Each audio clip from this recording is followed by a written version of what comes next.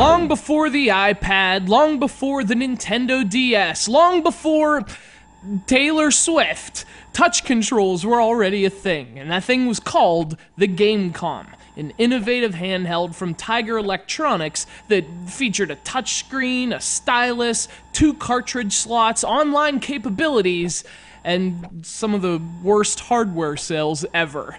Do you remember we were sitting there playing Gamecom? No? Yeah, me neither.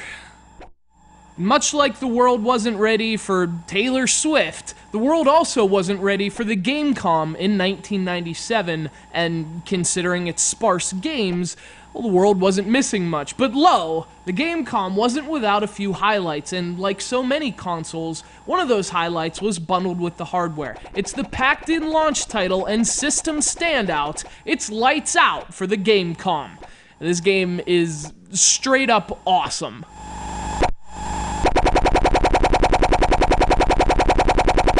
It's really mind-blowing to think Lights Out was released in 1997. I mean, add some color and throw on a backlight, and this game would fit right in on the Nintendo DS. The puzzles are awesome, the controls are fantastic, and the game just screams touch generations a decade before Nintendo coined the term.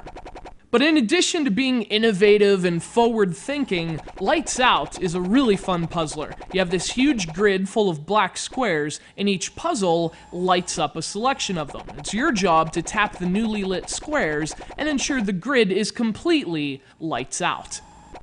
The catch is that tapping a square actually flips 4 adjacent squares, hence the brilliance. Every puzzle is a pattern, and to solve it, you have to figure out that pattern and touch squares in sequence. The solutions range from 3 taps to a maximum of 30, so you're always trying to solve the puzzles in the minimum amount of steps, which gets incredibly challenging.